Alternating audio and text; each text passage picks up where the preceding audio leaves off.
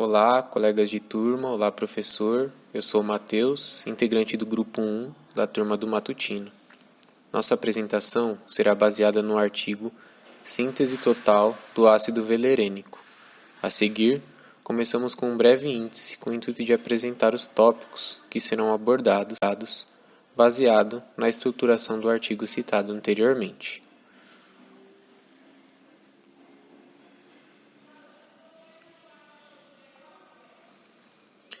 Em resumo, o artigo trata da síntese do ácido velerênico, composto majoritário encontrado na rota valeriana.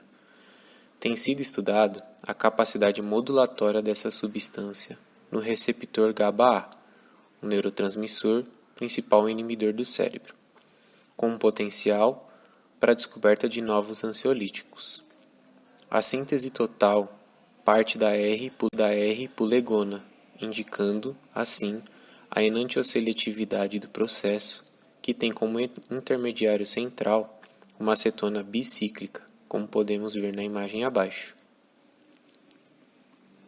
As transformações-chave se dão através da redução estereosseletiva da ciclohexenona 3,4 dissubstituída e a reação de Wittig, assistida por microondas.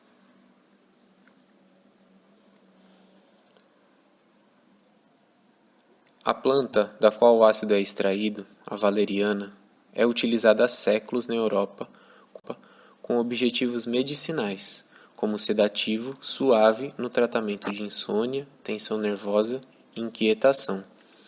Apesar desse uso há tanto tempo, sua eficácia tem sido bastante discutida devido a estudos que testam sua interação in vitro, que apesar de haver o significado desses efeitos em humanos ainda não foi estabelecido. Com relação ao ácido velerênico, considerado um ácido sesquiterpeno, um terpenoide, classificação dada a óleos essenciais compostos de outras funções orgânicas de alta volatilidade, foi isolado a primeira vez em 1957 e é utilizado como marcador analítico no controle de qualidade da raiz, e não é associado aos efeitos farmacológicos do medicamento. Porém, recentemente, a substância foi considerada um modulador alostérico, um agonista inverso em uma proteína-alvo, ligando-se a um sítio diferente, um agente capaz de alterar as atividades dos receptores GABA-A e 5-HT, o que sugere um possível envolvimento no efeito sedativo dos extratos de valeriana. No entanto, é preciso estabelecer uma rota para a produção sintética dessa substância e podemos aprofundar o conhecimento a respeito de suas propriedades. Neste intuito, o artigo descreve a primeira síntese estereosseletiva que fornece uma base química para a continuação desses estudos e também baseada nos esforços realizados por outros pesquisadores até aqui. Olá, meu nome é Tainá e vou falar um pouco sobre a rota retrosintética e sua posterior verificação. Conforme ilustrado no esquema 1, a retrossíntese de ácido valerênico, a molécula 1, levou a acetona bicíclica, 2, como o primeiro intermediário-chave. Houve uma tentativa inicial dos autores de incorporação de toda a cadeia lateral em uma única etapa. Isso deveria acontecer após a redução do grupo cetona em 2, que seria convertido em um grupo de saída apropriado, gerando assim um suposto substrato para uma reação de acoplamento cruzado catalisado por metal de transição. Essa estratégia não pôde ser implementada e, apesar de extensa experimentação, nenhum produto de acoplamento desejado pôde ser isolado. De acordo com o artigo, diferente do plano sintético original dos autores, a incorporação de toda a cadeia lateral não pôde ser realizada em uma única etapa, como já dito. Dessa forma, a desconexão da substância 2 levou a dicetona 3 como substrato para uma condensação aldólica intramolecular. A dicetona 3, por sua vez, seria obtida através da redução químio e estereosseletiva da enona 4.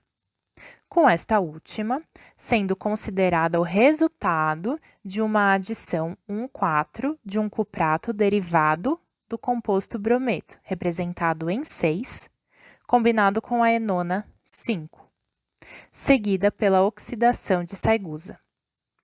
Finalmente, esperava-se que a ciclohexenona 5 fosse adquirida a partir de um pool do composto quiral R-pulegona, a molécula 7, em uma sequência de 6 etapas que já haviam sido desenvolvidas por Li et al. A elaboração de R-pulegona na ciclohexenona 5 desejada provou ser assertiva, alcançando até 71% de rendimento geral.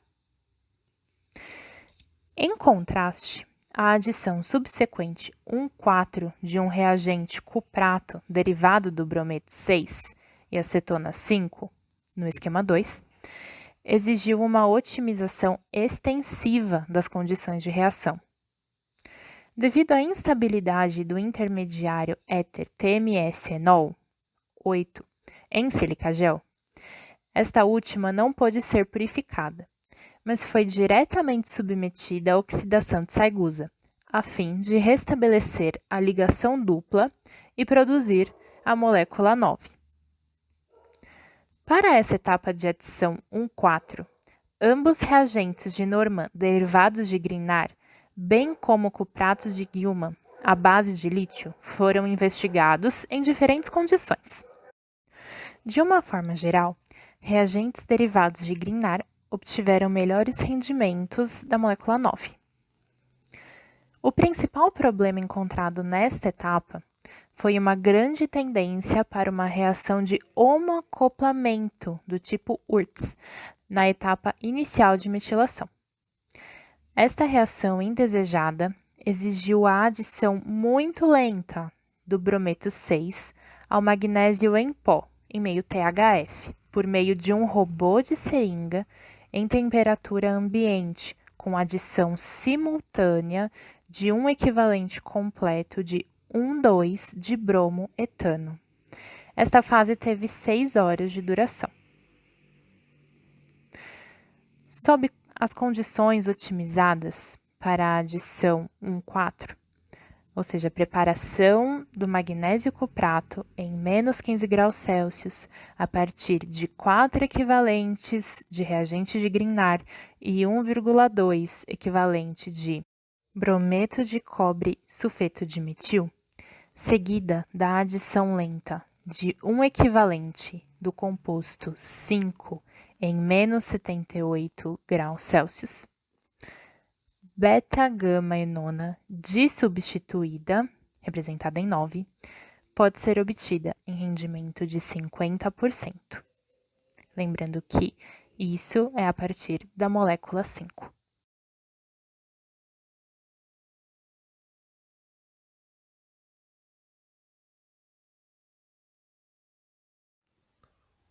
Olá a todos, eu me chamo Paulo e vou detalhar o processo para a obtenção do ácido valerênico. Como uma alternativa, o composto 9 pode ser obtido do dieno de estrutura 10 através de uma reação de metatese de olefina antecedida por uma oxidação, conforme mostrado no esquema 3. O dieno 10 foi obtido através de uma sequência de 11 etapas do 4S5R 1,5-dimetil, 4-fenil, 3-propionilimidazolidin 2-ona, com um rendimento de 6,6% no geral. Embora essa abordagem em uma reação de metatese de olefina forneça a hexanona 9 de maneira confiável, a eficiência geral utilizando tal método foi menor do que a da rota baseada em pulegona. Diante de muitas dificuldades apresentadas, recorreu-se a uma estratégia assertiva para a elaboração da cadeia lateral do ácido acrílico sobre a estrutura central 2. Conforme ilustrado no esquema 4, esta abordagem alternativa começou com a conversão da estrutura 2 na olefina de estrutura 11, que foi seguida pela hidroboração da recém-estabelecida dupla exocíclica para produzir o álcool de estrutura 12 com alto rendimento, sendo de 82% em um único isômero. Este produto foi atribuído a um arranjo trans do grupo metil no carbono 7 e do grupo hidroximetil recém-formado no carbono 4, embora o resultado estereoquímico uniforme da reação de hidroboração neste ponto seja difícil de racionalizar. A oxidação da estrutura 12 com o reagente DMP produziu o aldeído volátil de estrutura 13, que não foi purificado, mas submetido diretamente à reação de Wittig com um reagente específico. Esta transformação foi realizada de forma mais eficiente sob condições de micro-ondas em metanol, empregando um período de aquecimento de 5 minutos e uma temperatura de reação de 140 graus Celsius. De forma gratificante, sob essas condições, o éster etílico de ácido valerênico de estrutura 14 foi obtido como o único produto isolável em 62% de rendimento para a sequência de 2 etapas do álcool de estrutura 12, validando assim a acetona bicíclica de estrutura 2 como um intermediário viável na construção do ácido valerênico.